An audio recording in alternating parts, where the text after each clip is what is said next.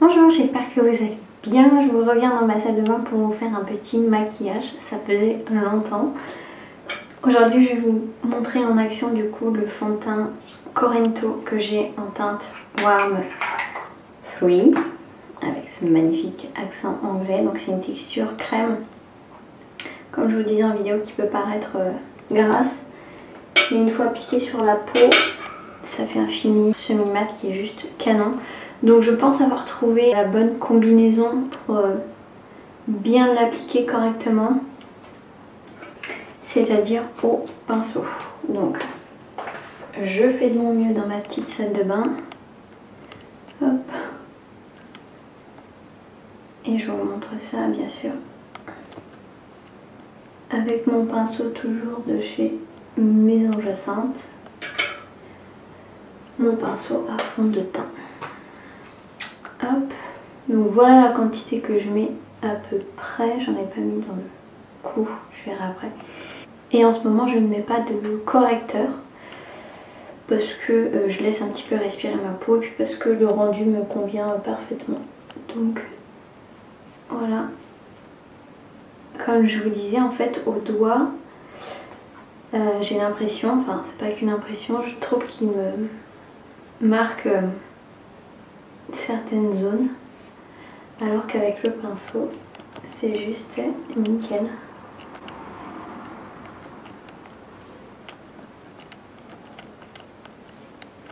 En plus il s'étale vraiment super bien et il n'y a pas trop d'effet de matière. C'est pas comme si on avait vraiment une couche, il est assez léger en fait.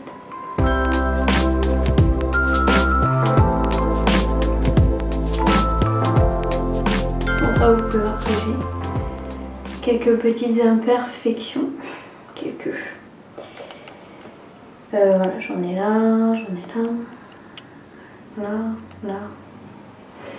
Après voilà, c'est un fond de teint qui laisse vivre la peau, mais voilà, on n'est quand même pas sur un effet glowy par exemple comme le Madara.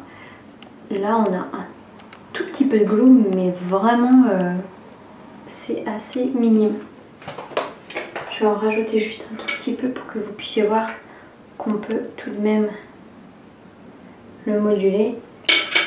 Après ce ne sera pas une couvrance totale comme les fonds de teint conventionnels peuvent le faire.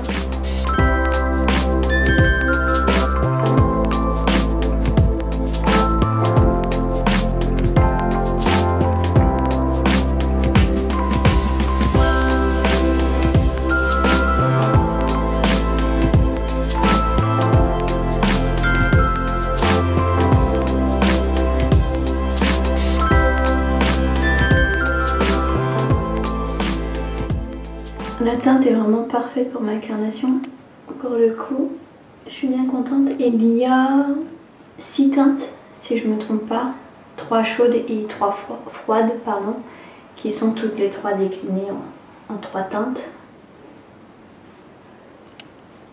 Donc voilà ce qu'il rend sur la peau. J'aime vraiment beaucoup son petit rendu naturel. Après voilà, on voit encore mes imperfections. Je pense qu'avec du correcteur ça pourrait vite s'atténuer, mais voilà, comme je vous disais, je voulais vraiment vous montrer le rendu seul, et pour le coup c'est naturel, c'est pas trop glow. Moi j'aime bien.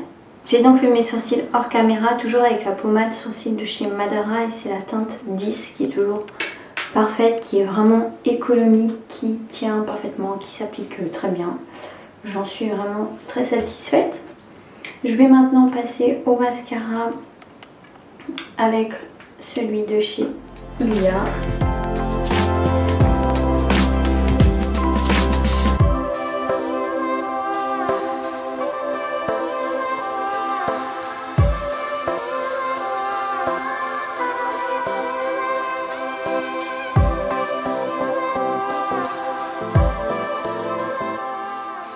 Mon recourbe cils est cassé au niveau du petit embout en silicone qui permet d'amortir lorsque l'on pince.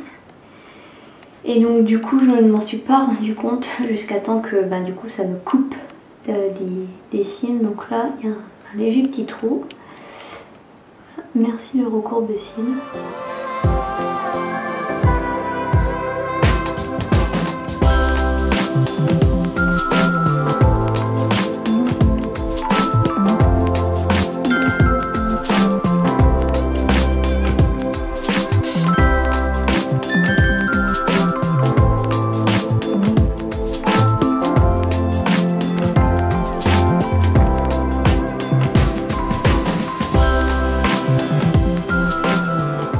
Bon, voilà le avant-après. Si j'avais pas ce trou, ce serait encore plus flagrant, mais il est vraiment top ce petit mascara.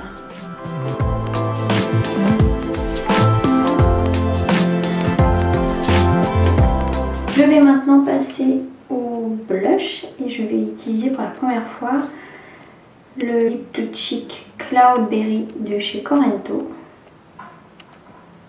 qui est un peu intercuite saumon.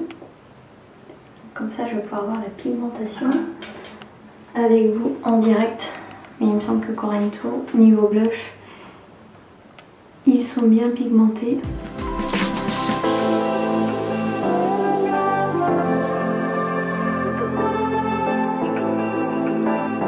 Il est très joli. Il n'est pas du tout similaire au Sundown qui lui est beaucoup plus orangé. Là il est quand même plus froid celui-ci.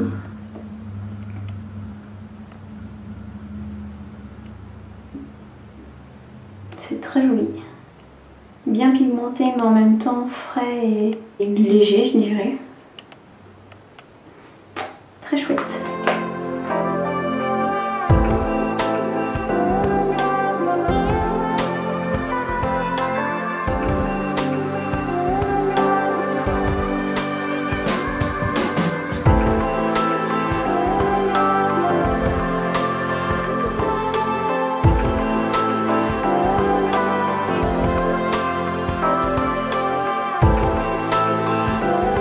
Enfin, pour la différence, j'en ai mis davantage. Et les deux sont vraiment très jolis. J'ai limite une préférence lorsqu'il est un peu plus en transparence. Je vais quand même en rajouter, histoire d'être un petit peu parallèle.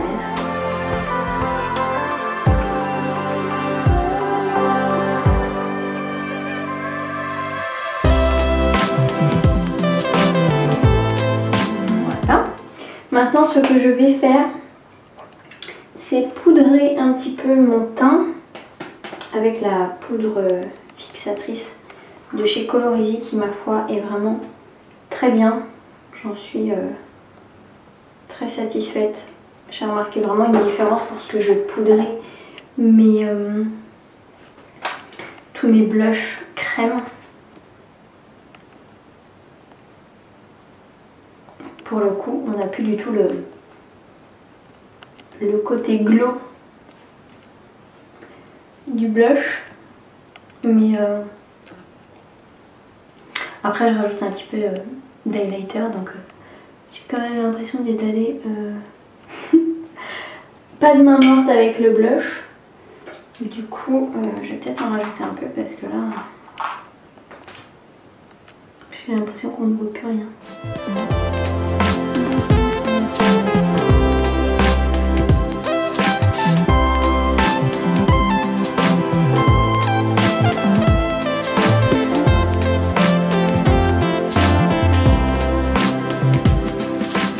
Voilà qui est mieux.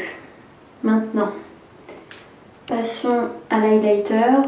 Bon, c'est pas une surprise pour vous. Le Lune Rose de chez Colorisy qui me convient toujours autant, qui est vraiment magnifique. Donc là, peut-être le fait d'être en face de la fenêtre, vous verrez davantage que d'habitude où la caméra est dans le coin.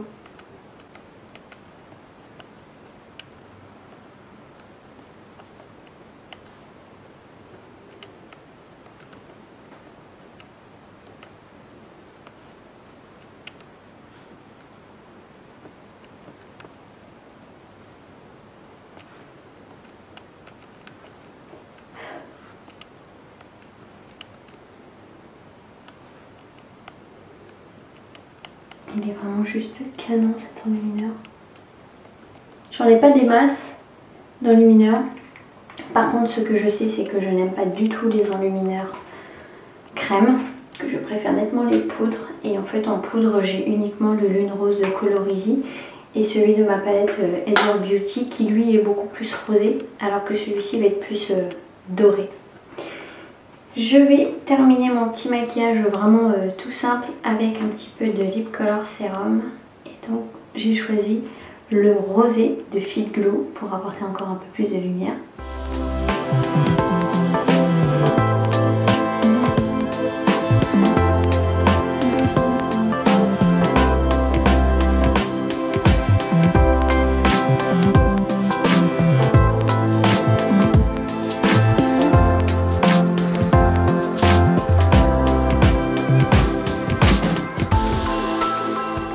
Et voilà, on est sur un petit maquillage avec des tons dorés, orangés.